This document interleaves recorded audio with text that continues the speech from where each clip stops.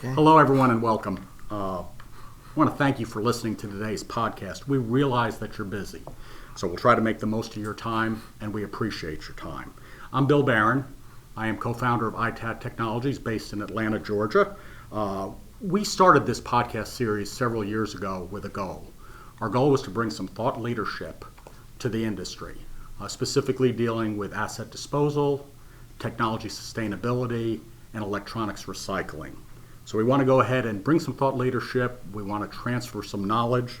And I can tell you, I know that my guest today is going to help me fulfill that objective. Tony Sciarrotta. He's the executive director of the Reverse Logistics Association.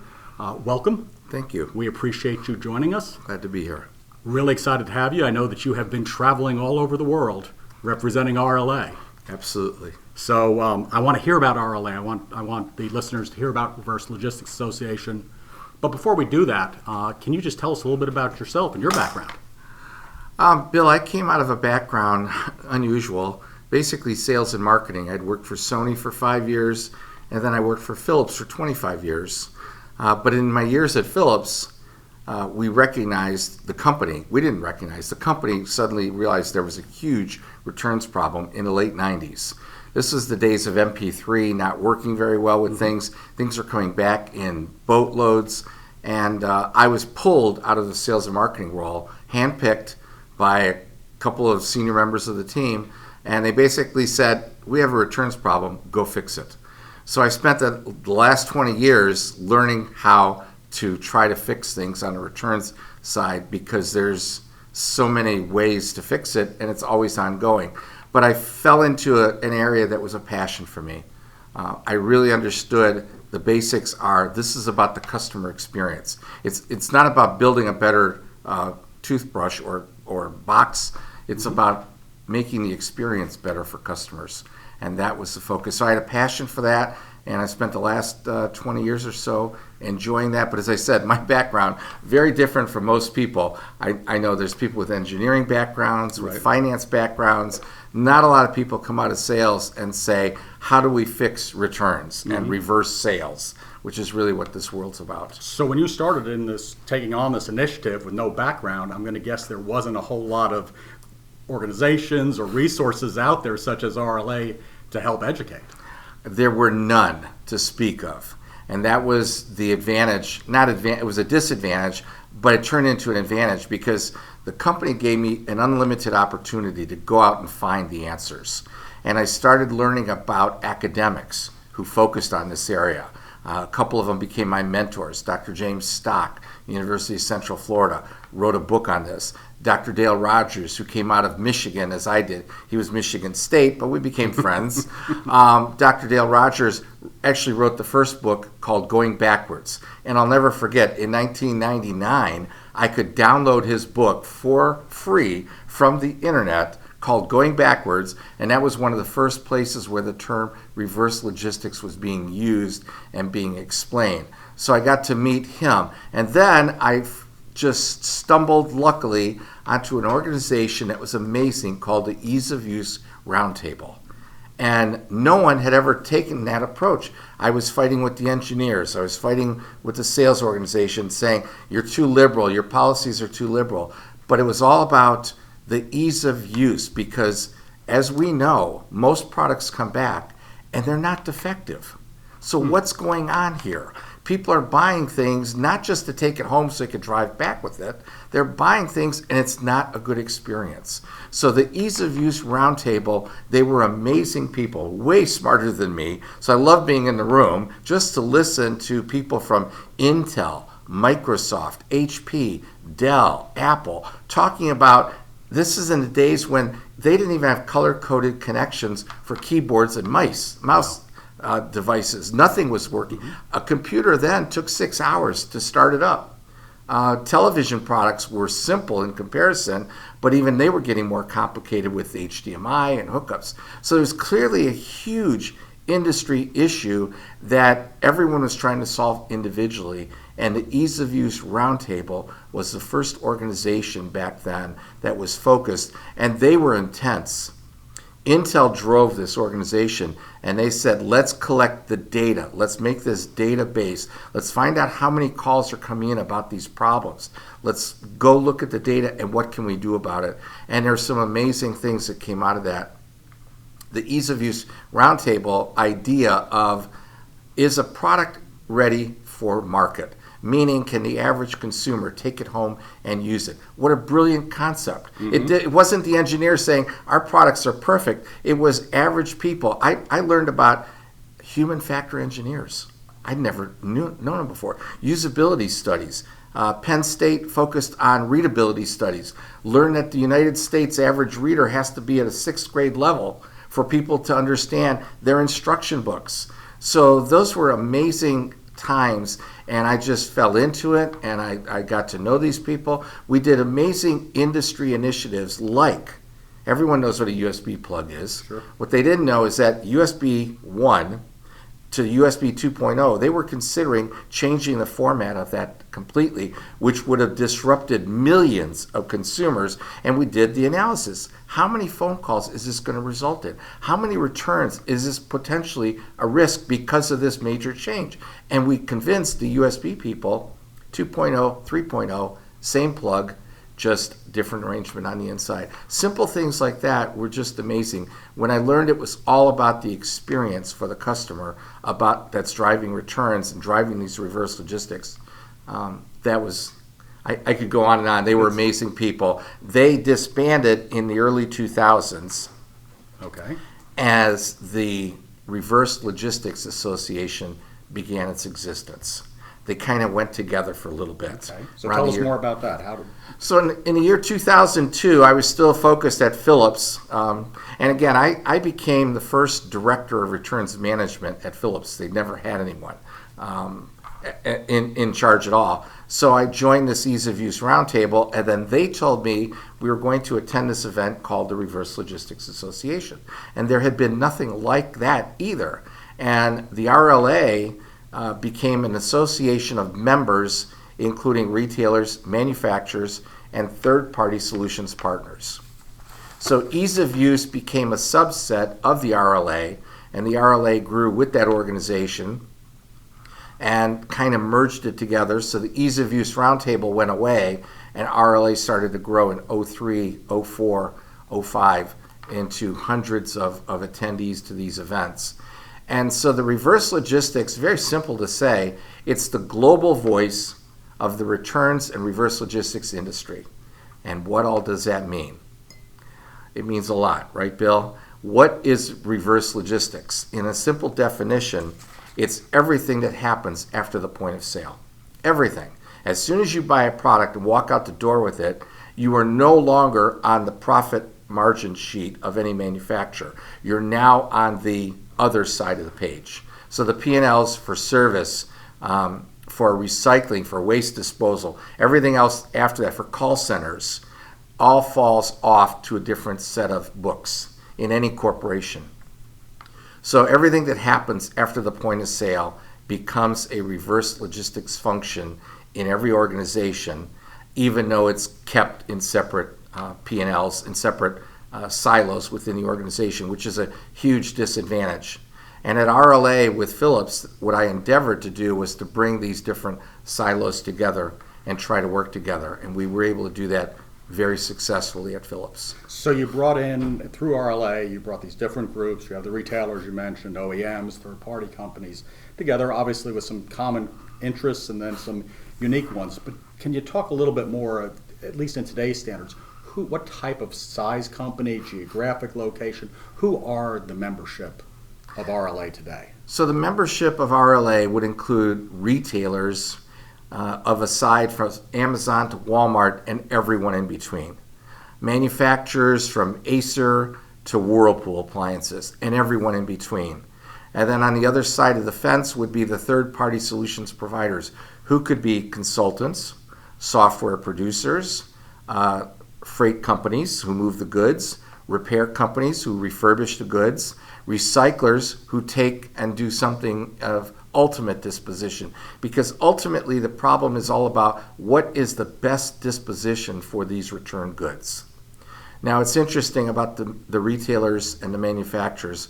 When I was at Philips, and of course Walmart around the year 1999, world's largest retailer, pointed out to me when I went there and said, "You're returning these goods, there's nothing wrong with them."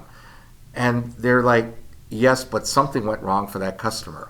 They didn't bring it back just for fun." Now, we did find fraud and other instances of things going wrong, but ultimately it was about understanding that the retailer isn't in business to sell things to have it come back. And if you understand that and don't attack them and accuse them of their policies being too liberal, it's not just about their policies, it's about that experience, because retailers would like to sell something and see it stay sold.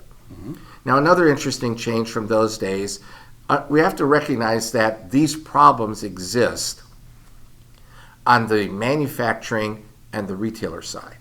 That's where the problems come in, right? So all the returns come back to those people, one or the other. Back in those days, manufacturers were getting all the returns back from the Walmarts, the Kmarts, the Sears of the world. Every retailer sent back everything.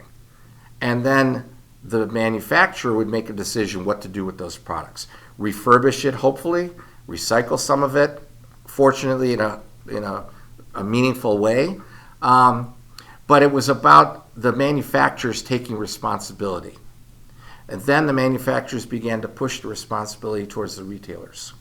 So now we have a different world where the retailers now have responsibility to get rid of about 75% of the returned products versus only 25% at the turn of the century. So now that presents different issues. Different solutions are needed because the retailers aren't equipped to sort and make a decision on those products. That's where the important third-party solutions partners community comes in. Perfect. So if I could, I'm going to steer it a little bit towards, this is a subset of the overall challenges of your membership, but specifically dealing with electronics and technology. I'm going to make the assumption that that's becoming a bigger issue in the general totality of returns as things become smarter, but what type of challenges are you hearing from your membership in that regards to that topic? Well, coming from Philips and an electronics company background, there's a number of nightmares in the returns world, and electronics are the most important aspect, and it's real simple to talk about why. Let's give your viewers some numbers. Okay, numbers to consider that the United States was roughly a $6 trillion retail economy last year. $6 trillion. The subset of that is on a holistic view, about 10% was returned. So that's 500 to 600 billion in returns in the retail world. That's amazing. It's staggering. Now, let's also acknowledge that about half of that may go back on the shelves. We're still talking 250 to 300 billion of returns that have to be dispositioned. Now, on one side, clothing, shoes, apparel of any kind, very typically goes back on the shelf. There's no requirements or standards about clothing and how it's resold. Electronics, nearly 100% of the electronics, which are also more costly, nearly 100% have to be touched and returned and processed differently. That process follows the world of you can't sell it as new anymore. Mm-hmm. Once the box is open, you can no longer sell it as new. So that means that the manufacturers have to deal with making that product like new again, or making a disposition decision, what is going to be done with these products. Is it just going to be thrown away, which is horrible? Will it be repaired and resold? Will it be repaired and sold somewhere else in another part of the world? These are the manufacturer's decisions that should be made for everything from televisions to computers, because they're very expensive, but also because they're very harmful to the environment to just throw into a landfill for many, many reasons. So electronics became the biggest focus. And again, being from Philips, primarily electronics, global manufacturer, we understood that we had to do something with these products that were just piling up in the back room. And again, I don't mean to pick on the engineers, but back to the engineers who'd beat us up and say, there's nothing wrong with these products. What are you going to do? Throw them away? You need to do something with them. So we learned that we could refurbish products and move them into a secondary marketplace, which has grown tremendously. And there's other people who can talk to that a lot better than I can. But the secondary market is where many of these products go, fortunately. And the secondary market has grown as the returns volume has grown. But the secondary market is strongly controlled, in a sense controlled, but it's filled up by manufacturers who are trying to do the right thing. They're trying to find authorized partners like your company, Bill, who they know will meet certain standards, take these returns and make them right and clean them and everything else that we can talk about. But the goal here is that the manufacturers understand it's their responsibility to find the right thing to do with these products and find a way to sell them into the secondary market. And that's primarily true still of most electronics manufacturers. So again, the return rates are high, those numbers are high, those products have to go somewhere. Let's make sure they go somewhere in the best way possible. And that's part of our focus as an association, is to get that message across to the world and then talk about all of the best practices that are available. And that was part of my goal at Philips, of course, is learn about these best practices. For example, Norelco shavers, a Philips product. We were taking those things back and we were shredding them, throwing them away at a disposal. But it was something as simple as I made the analysis and said, wait a minute, we're paying somebody to shred these shavers lots of money. Why are we paying them when there's value in those products? And even as a raw material, there's value in those products. So one of my proud days at Philips was when I negotiated from paying, I think it was 20 cents a pound, to collecting 11 cents a pound for the same loads of returns. Those are dramatic numbers when you multiply times millions of units. Absolutely. So there's a great spirit in the electronics manufacturers world of sharing best practices. What can we do with these things that can be creative? So staying in that same vein of the challenges with electronics, Yes. returns and recycling, one of the things I know about RLA is that you strive to continue to be relevant and bring value to your membership. I mean, Yes. that's like a core principle. So can you talk a little bit, Tony, about some of the things you do as an organization, again, to help with thought leadership or to help solve some of these problems that these organizations are dealing with? So that's an important area. And again, we focus on electronics, not because it's the biggest amount of returns, it is the biggest dollars. We focus on electronics at the RLA because these products, we need people to understand that there's important information stored on some of these products that needs to be handled carefully. We need to understand that we can't just put these in a container and ship them to Nigeria or China to end up in a landfill, because there's hazardous materials, harmful chemicals in these. So part of what RLA's done to be more relevant is to get that message across and to encompass the circular economy, which is a global organization as well, focused on, as we're promoting, that the reuse of those products is the most effective disposition. And that means we need to highlight and find the partners, the third-party solutions partners who are out there finding ways to take those products. Cell phones, good example there. Last year, in 2017, it was estimated about 180 million cell phones were returned and sold into the secondary market. 180 million separate phones. That's not counting how many were probably thrown away, which would be probably double that. The numbers are staggering. So every phone you can save for reuse and resale into a marketplace is critical and important. And now you've got companies like Apple saying in the next 5 years, we want to recycle all the old iPhones and make new ones out of it. We'd like to do that with up to 80% of the old phones. That's quite a statement. And the RLA is proud to talk about our membership and tell these are the stories, these are the important aspects. So the other aspect of being relevant, When I took over the Reverse Logistics Association, it was August of 2016. And there were a lot of committees that were in disarray. So we focused and said, there's 5 critical areas for committees. And we've got a consumer products, we've got a standard, we've got a wireless. But we also understand we have a service committee, service parts committee. But the 5th most important committee, one of the 5, is the Recycling and Sustainability Committee, which I did put into place early in 2017.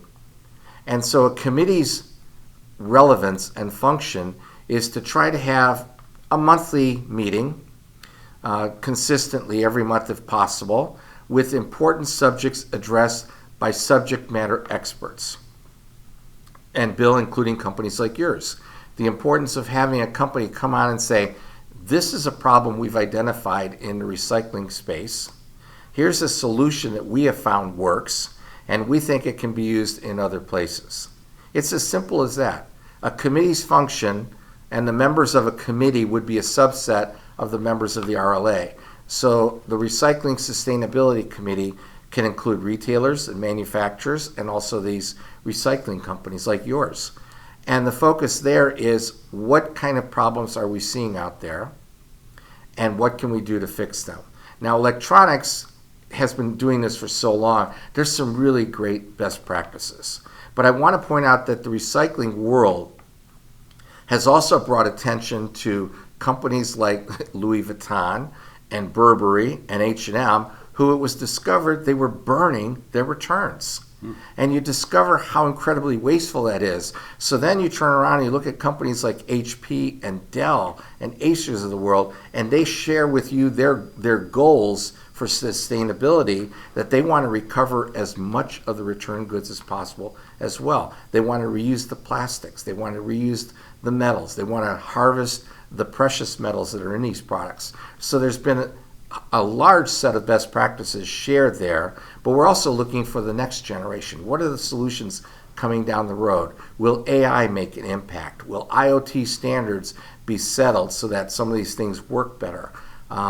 Circular economy is also about that beginning step, the design for ultimate reuse, one way or another. And that, I'm very proud to promote that heavily, that again, our largest members and our board member companies are so focused on that now. When last year at our keynote speaker was Tricia Thompson from Dell, who was a CRO, first CRO I'd ever experienced, Chief Responsibility Officer, somebody in an organization focused on how do we make sustainability part of our culture, part of our everyday life, and how do we find the best partners to do that with? Because Dell doesn't do it by themselves. They do it with partner companies, again, like yours, Bill, and like some of the other majors out there. So RLA focused on the committees, 5 focus committees, and we knew that recycling and sustainability was a critical aspect of that. So we have those meetings roughly every other month with that. We've brought some important ideas there, and we're going to continue to do that with that committee. I'm struck, Tony, to think that when you said you started in this returns role at Philips years ago, it was just assigned to somebody that had no background experience, and now we're talking about an organization the size of Dell that has a chief responsibility officer. Right. It's an enormous sea change. It is. In American business. It is. So you talked a little bit about the committees, and I appreciate that. And it sounds, from what I understand, those are done virtually, so there's no need to travel. You can participate in them. Yes. You just need basically an internet access. I know for a fact beyond those events, there are some face-to-face opportunities. You have yearly events where you bring your organization together. Can you talk a little bit about those events, where they take place, and what type of things a Tony who's just joining this industry might go to it, and what they might learn, particularly in regards to electronics recycling? So I'm proud to say one of the things I learned is to get to know the smartest people in the room, and to get to know the smartest engineers, the smartest recycling companies, the ones that have been around, and ask them for help. Because this isn't rocket science, but it's important, it's a big deal. And what I learned is I could be successful by finding those people and trying to bring those policies and procedures back into the organization. So to your point of I was the first returns director for Phillips, and I picked that title. I didn't just want to be a reverse logistics guy. Unfortunately, that terminology sometimes limits people's perception of it because it is all about the returns. And as you said, many of these organizations now recognize it. And nothing existed that focused just on reverse logistics and returns. It was always a subset of other conferences. I found in those early years, I was going to supply chain conferences, I was going to field repair conferences, I was going to recycling conferences, because they all had their own little special solution. And my goal for the RLA was to address all of those areas, because everything happens after the sale is reverse logistics. And so we immediately wanted to start up being credible with the events that we would put on and the committee meetings. So the first rule of the conferences, the seminars, and the committee meetings is we're not advertising from the stage. We are giving information. We're giving the newest, the latest, the most important information that's out there. We love case studies. We love talking about ideas that companies have put in place that have worked. But we also love the idea of, from the stage, we will have subject matter experts who have lived this. And I always say that from the stage, Bill. I always say you're in a room with friends who understand your pain, and friends who have been through the war zone with you and can help you and give you good ideas. So I wish we could have more events, frankly. I'm glad that the committee meetings are basically monthly and they are virtual, so people can join the webinar. It involves presentations, it can involve videos. We did a great presentation of a Best Buy return center and what that processing looked like. We did that via a drone. So we have some really great opportunities in these webinars that are monthly. And you do some field events, don't you? Those committees? Yes, we do. We do the national conference. The flagship is in February, and we resurrected that. It had gone away. It was molded into another show. So I immediately started that back up. So that's our flagship in North America. And then we try to do, to your point, the seminars that are focused on the 5 committees. So in April this year, when we did the Best Buy facility tour with drone, that was the service committee. We looked for a recycling committee opportunity this year, couldn't quite do it, but we have an upcoming event in September in Florida that will be about the consumer products industry, cross-border returns issues, what to do with products. That's another area. We'll have a standards committee meeting in Austin, Texas in October, and we will get a chance to tour the Dell Command Center. So we do try to, as you said, the field events. We're looking for the right recycling partner to do an event with. We'd love to do an event at a facility, as we've done with the Best Buy facility, the Encompass facility, the Dell facility. Last year we did Dell's factory for renewal up in Nashville. So those are the one-day seminars, and they're focused events, a couple of speakers giving presentations, panel discussions, networking. Because I have to say, I learned the most about how to make improvements in the industry, not just from the stage, but being in the room with the people. Because the interaction that occurs by people in a room generates more ideas and more answers and more solutions.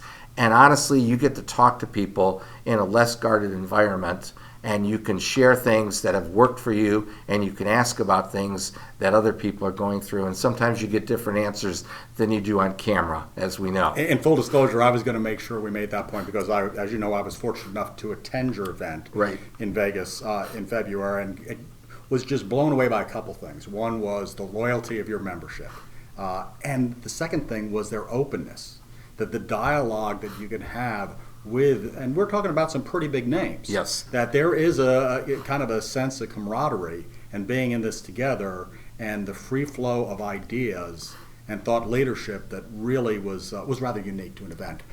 One of the other things you did at the event that I thought was spectacular, and it deals specifically with technology and electronics recycling, was how you handled R2. Can you talk a little bit about how you embedded that in Vegas or other events? And I'm very proud that our new website, I get to put a plug for the website, it is as simple as www.rla.org. Our new website has a lot of the committee information, and then what we call alliance partnerships. We also have an academic membership and a community of academics. The alliance partnership includes organizations like SERI. And no, that's not Apple Siri. It's SERI for Sustainable Electronics Recycling Institute. And they are amazing people. They are focused on the protection of data for consumers and for products that collect this data when we don't even know about it.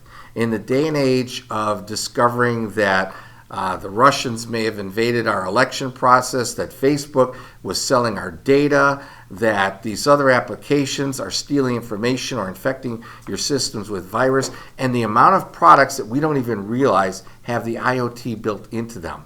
We're becoming wireless. I mean, one day we're all going to be wired up IoT. And the IoT, Internet of Things, allows that information to flow from the product to another source where it's captured and saved. And unfortunately, that information is worth money. So that information has become so prized by these companies, and nobody was looking out for the protection. But Siri, which started out as a government endorsed, supported initiative, that Siri existed to say we need to set up standards for facilities to document that they are doing 120% of what they need to do to clean the data off cell phones, laptops, other products that collect this data. Unfortunately, it's not a forced standard yet. Products that are out there on the secondary market, the used market, are not always certified clean. So Siri is becoming more recognized, and that's part of my goal. Have them as an alliance partner, have them participate and present at the flagship conference to all of these companies, that something is out there that can help you make sure that you'll never have a lawsuit like Equifax for the breach of security and information that could happen because you liquidate products, and those products have the data that's private data.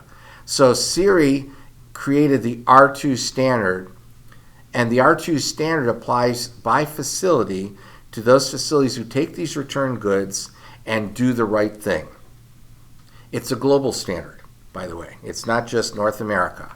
And I'm very proud to say that not only did Siri do the workshop in Las Vegas, and in addition to the workshop, which can be a smaller subset, I also had Corey Demi, the executive director there, select a panel of people to be part of our general sessions and present to the audience about R2 in a general session. We just did that in Amsterdam, RLA European Summit, one day in June. We did that summit. He brought in some companies that are known in the recycling industry. They talked about it. The next day he did a workshop on R2 basics. Many of the people stayed for that, so that was very important. We're going to do the same thing in Singapore in September 4th, to show that we are, just like Siri, a global force, a global organization.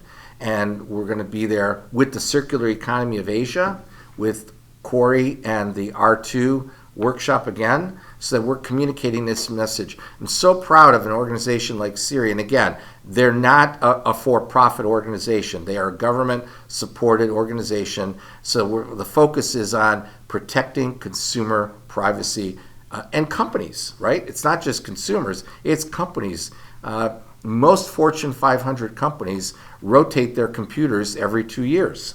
And those computers, there's thousands of these going somewhere, and if they're not 100% cleaned, and most organizations don't know how to clean them anymore, they need to verify that everything is wiped off. Can you imagine Bank of America showing up on a computer privacy data about some of their customers? I mean, that would just be unbelievable. Well, we just saw it with Equifax. Absolutely, we did. We see it every day, right? I so appreciate those comments because, as you know, we are an R2 certified company, and it is something we are extremely proud of, and proud of the evolution of R2 and Siri in this endeavor.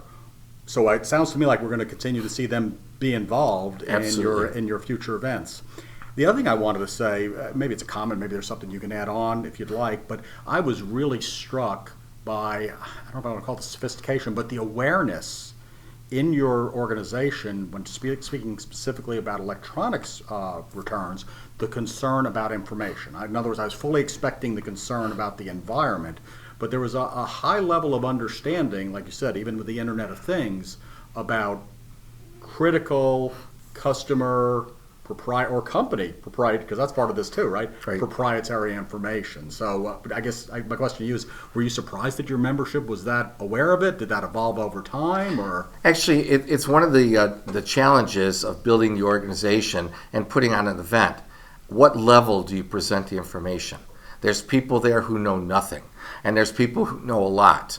And I respect the members to be willing to listen to any level. And it's not just that they're very interested. They're not just doing it to be nice and polite. They recognize, as I did at Philips, you can hear the same presentation 2 years in a row and get different ideas from it.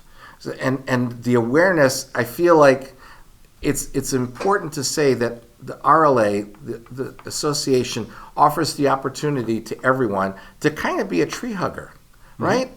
We're talking about sustainability. We're talking about the circular economy. We're talking about protecting privacy. We kind of touch all bases. And I love to be able to do that. It's almost too big sometimes. It's too big a space to occupy, but somebody needs to be there and try to do it, and that's what we're trying to do. I recognize it's way bigger than just us, but it's an important focus for us to have the members show up that know something, that know a lot of something, try to make sure we have the best ones on stage to talk about these different areas, these different aspects. But awareness of the electronics, I guess if you reflect on our board, which is also featured on our website, our board is made up of members such as Google, HP, and Dell. And then our retail partners include Best Buy, Walmart, Home Depot, so a range. We have an academic from Georgia Tech. We cover a couple of other spaces. The manufacturers also includes the Ciscos of the world. So by focusing, I leveraged at the beginning, Bill. I leveraged my years in the industry and the relationships I had made to twist their arms. I started RLA when I took over. I think I had 2 board members left. And so I went out selectively and asked favors and called in markers and said, we need you as a retailer. Home Depot was such a great addition because it is important because even their products now are collecting data. It's crazy to think that chainsaws and other products in the Home Depot store are now IoT. Yes. Not to mention the appliances like refrigerators and the washing machines that are IoT enabled and send your private information to Amazon to reorder products for you. So it's a huge universe and it's growing all the time. So we're focused on trying to do all of it, but trying to occupy some of the niches as well. Absolutely amazing, the growth that you guys have had. So tell me a little bit about what's next for RLA. Great job where you guys have taken it over these last few years, but where do you go next? I think that every manufacturer with a consumer product and every retailer out there, whether they're online only or with a brick and mortar store, needs to be a member of the RLA. It's important. The 2 questions I ask when I call up any of those manufacturers or retailers and get the most horrible blank stares on the other end, you could tell, because you say, who's in charge of returns? 90% of the organizations don't know who's in charge of returns. Mm-hmm. And then the second question is, what do you do with them? That's where your company, Bill, comes in, and any other companies. What do you do with them? People don't know. And it's an interesting, in my many younger years, I worked for a company called Tech Hi-Fi, electronics components. I was their warehouse manager at the time. And I remember the returns would come in and we just piled them in a corner. Sure. Just piled them in the corner of the warehouse. Like, what was going to happen to these things? Something has to be done. Fortunately, we've come a long way since then. and people pay attention. But I'm still amazed. For example, in Toronto last year, I visited SD Logistics, a major e-commerce fulfillment house. Major, like 80% of the e-commerce in Canada goes through their company. So boxes going out, and then they're coming back. And they sit in a dark corner because they don't know what to do with it. They're trying to find someone to buy it, come in and buy a truckload. But I'm thinking to myself, if there's any electronics in there with any data, they've just sold a truckload of it. Somebody's data has been put out there on the marketplace, and that's dangerous. And that's why I'm proud of having this alliance with Siri. So the future means we need to get more of the manufacturers and retailers in there recognizing it. We need more chief responsibility officers. We need more directors of returns. We actually need some vice presidents of returns and reverse logistics. We're slowly starting to see those.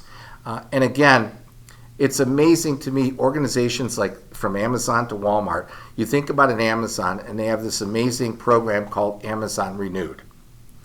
And it's like going to buy a Lexus car, certified renewed, right? They're doing Amazon Renewed Marketplace with these refurbished, renewed products. But they haven't established R2 as a requirement yet. They have many, many specifications that are important, but they need to hear from me, and they are listening, that they need to incorporate R2. And part of that challenge is, Bill, as you know, R2 certification, and we can't overemphasize criticalness. Right now, it is a facility measurement and standard. Right. It's not a product certification. And I need to see that happen to the next level. So that's in the future. Another benchmark is serial number tracking. That's as basic as most electronics do have a serial number. Some of them even have smart serial numbers that identifies where it was made, what version it is, etc., what factory, when. So it helps the manufacturer understand what's going on. But the serial number tracking is critical. Serial number tracking means that it identifies the point of sale and the date of sale. But it doesn't identify you as the buyer, Bill. It only identifies as this laptop you have, or this cell phone, or this DVD player, any of these products you buy. The serial number says, oh, Bill bought this at Best Buy on June 1st. Right. So now it's a year later and his warranty is still good. Or it's 3 weeks later and he's allowed to return it. As opposed to if you return it and they don't validate it, and those products are liquidated and they wind up in the secondary market, meaning flea markets, meaning right. Craigslist, meaning eBay, those products could come back into that retail channel and be an improper, invalid return, but it doesn't get captured. So serial number capture, that's a really simple process. But the criticalness of that is, in the e-commerce world, they don't capture serial numbers on the outbound shipments. So the returns are unauthenticated. It's impossible to validate them unless you capture that. So another benchmark, can there be an RFID chip put in these products to tell the world what this product is, when was it bought, when did Bill buy this, is he entitled to a return? This is I call it police activity, because we're making the products as good as possible. We're making the instruction books now in American English. We're using big pictures to show people how to hook things up. We do FAQs right in the box so that they open it up. Now it's easier for the consumer to have a good experience. But on the return side, we haven't done as much. So the message is we've got many more things to do. AI is coming into the picture, right? Artificial intelligence. And what AI systems can allow companies like yours to do is help the retailer by suggesting, we'll take these back, we will mine the internet for the value of the product, and we will help recover some of that value. And that's what AI does. It helps Absolutely. That kind of decision making. And then, Bill, you're able to go back to your partners and say, look, we think AI will help us get a higher recovery for this because it'll help us decide what are the best marketplaces for these products, or what do we need to do to them for every single one of them to make sure it's as clean as possible, and not just data wiped, but that it works effectively. Maybe in the second generation of renewal that your company does, or recycling, But on the renewal side, maybe you suggest an update in their instructions, Absolutely. a better picture. That's the partnership that I loved at Philips to create between the partners who took care of the problems, coming back saying, hey, we noticed this a lot. So there's that kind of information needs to be conveyed. What also is important in the future of the RLA is to collect the data and make it available. I gave the world here, I gave you some numbers. 6 trillion, 400 billion in returns that have to be processed, 200 billion disposition, but that data is not being collected anywhere effectively. So we're working with Georgia Tech and some of our retail partners. I don't care how many Vitamix blenders are returned, but I care about how many blenders in general are being returned. How big is that category? And that's important because is the number growing or is it shrinking? Right. If it's growing, do we need more warehouses in this country to hold it? Do we need more recyclers to help process this and turn it into something valuable, useful? So that's important data. That's on the horizon for RLA. We will get that information collected anonymously with our retail partners, with our manufacturers, and then we hope to share that with the community. That'll be interesting to hear more about that. One quick, I guess, shameless plug, if you will. We've talked about R2 on several occasions. Yes. For those that are listening that may want to learn a little bit more about R2, you can go back to our repository of podcasts. Our episode 1 went into a lot of detail about R2 and Siri and what they are and what the purpose, the genesis of the organization, and where it's going. And they have a lot of changes in their own right. Now, last question for you. People listen to this, you've perked their interest in a number of different ways. How do they contact you, or where do they go to get more information about the Reverse Logistics Association? Well, thank you for asking, Bill. Again, the website is the easiest spot to go. The RLA.org site is free to join the community. Just go on, the big blue button in the middle says join the community, register as a user. Now again, we're B2B focused. We're not focused on consumers. We'll make it possible for consumers to see some of the information, but by simply joining the community, you begin to get these newsletters, the magazine, you have access to some of the website, and you're a member of the community. And we're proud to have anyone as a member of the community. Now, the next step beyond just being a member of the community is to be a member of the association, and those are steps that are also explained on the website, and it depends on the size of your company, what space you occupy, and so on. We have everything from platinum memberships with companies like Cisco down to copper memberships with smaller operations as well. So we have a wide range of memberships, and each membership brings different benefits. We have a team that helps people pick the right opportunity that makes the most sense. You can attend our conferences and our seminars whether you're a member or not. We've actually had, of course, press attending. We've had other organizations participating, the alliance partners, not just Siri, but we also have alliances with the National Retail Federation, with the CTA, Consumer Technology Association. We have a number of these alliance partnerships, and they participate. So that's all information that we will provide, links to their sites, information from those organizations on our site. All of that's coming. So the best place to go, and I'm proud of it today, it's new, is rla.org, and go there and you'll start down the track. You sound like you're going to continue to be a busy man. Sometimes a little too busy, but I've got a great team, and it's so good to be doing something that you love to do, but you also know makes a difference. Absolutely. And I'll give you one last set of numbers that's important. When you don't think you can make a difference, at Philips, when I started in this role, our returns were around 11 to 12%. We were a $2 billion company. Within 3 years, I'd reduced it to 6%, and before I left, it got down close to 3% return rates. Now, that isn't just because we stopped the improper returns. We made better products, made better instructions, but those are staggering numbers, right? You go from $2 billion at 11% return rates to $3 billion at a 6% rate, and you make a huge difference for your company.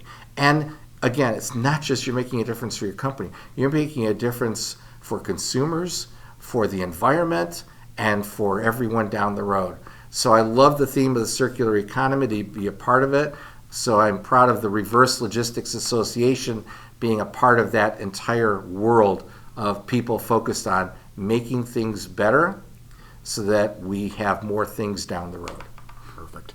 Well, I hope you know we are proud of our involvement, our association with RLA. It has been great. Thank you so much. You are a wealth of knowledge. You're very welcome, and thank you Bill. for listening. Thank you. Have a great day.